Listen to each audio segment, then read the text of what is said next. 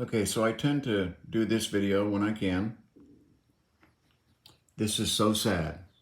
I'll smoke crack until I'm dead. So this is Bam talking about not having access to his son. It's basically a threat to commit suicide by crack unless he's allowed to see his kid. That's so sad. This is what that drug does to you. Crack turns you into an animal. It opens up the most base recesses of the animal mind, okay? Your lizard brain, and it takes over.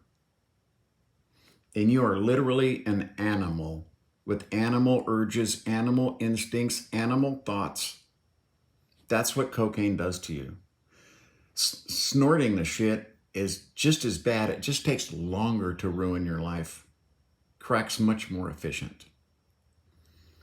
Methamphetamine. I mean, if Satan ever made a cocktail, it would be methamphetamine. There's nothing more evil than speed. Alcohol. It has killed more people, destroyed more lives than every marijuana joint that's ever been consumed, smoked in the history of mankind. Since ancient Egyptian times, no one's ever OD'd on marijuana. Yet I can tell you right now that people died yesterday, not just from medical-induced problems from alcohol, but they just ran into somebody walking a fucking crosswalk and just smashed them to the road and didn't even know they did it and kept driving until they got home and wondered why their car was driving funny.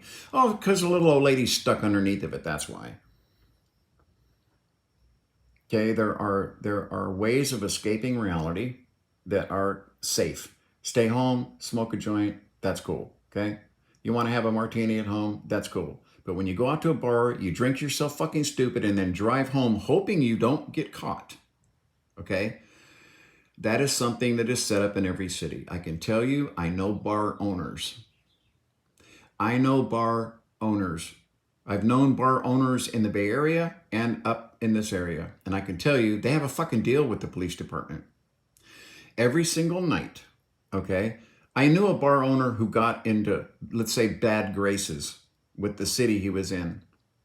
Every fucking night, there were 3 cop cars parked across the street from his bar at 2 a.m. at last call. They stopped every single person that left the bar. Within a month, he had to sell his bar. He was out of business. No one would go there.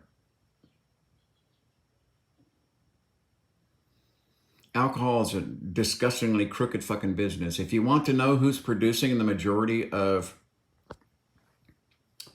the propaganda when it comes to marijuana, it's the alcohol industry, because they did studies and found out that people who have free access to marijuana don't drink alcohol as much, especially hard spirits. So yeah, drug abuse, it is one of our major problems. And I can tell you that all the fucking DEA agents in the world are not going to stop it.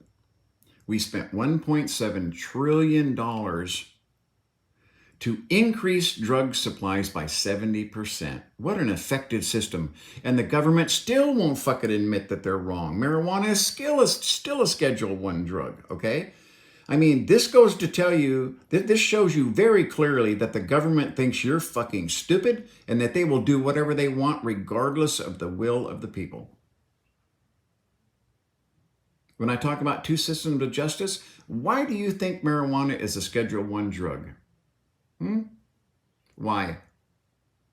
Well, I can tell you why, because the majority of people that are arrested for marijuana use are colored people, brown and black people. That's why. It serves the needs of those who would hold down a population of poor people. So, I don't know. What we need to do, just period, is like Portugal and other countries who've absolutely, positively proven that it works, is just to decriminalize all drugs.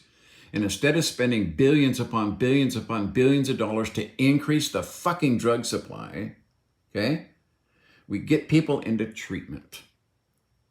Period. It's cheaper in every way. And it's not just cost that way, it's the cost to society. Because if some guy needs his heroin, he's going to go rob somebody. He's going to go break into someone's home. If you go to Portugal, there's a little building and you go in and they give you your heroin. They are there to prevent you also with medical personnel to stop you from overdosing. And they send you on your way. And you don't have to go rob and steal. Cartels broke over fucking night if you make everything legal. They're broke overnight. It's the criminality. It's the value that is placed on it by people having to access criminal organizations to get what they want. People are going to get what they want. If you have someone who's mentally disturbed and their way of escaping is heroin, then you need to address that. Both their mental disease and their addiction. You don't put them in fucking jail to talk to a jail psychologist for an hour a week. Because they get out, they're still going to be the same disturbed person. They're going to go right back to heroin. The recidivism on drug abuse is just incredible. And this goes to show you right here. I'll smoke crack until I'm dead. Bam Margera issues ultimatum over access to sun. That is so sad. I always had this weird philosophy. I said, if you just told people, okay, here, you want crack, you want heroin, you want speed, okay, here you go. Here's a fucking apartment. Here's 10 pounds of fucking crack. Okay? There's a nurse across the way over here. If you ever decide to quit, you can go talk to that nurse. But if you want to sit here and smoke yourself to death, just go right ahead. But it stops all of society from being exposed to that terrible danger. It stops them from being victims of people that got to have their next crack hit so they fucking carjack your car. It stops all of that. And you tell them you can either smoke yourself to death, but when you get tired of doing this and you understand that we're not going to persecute you, no one's going to persecute you anymore.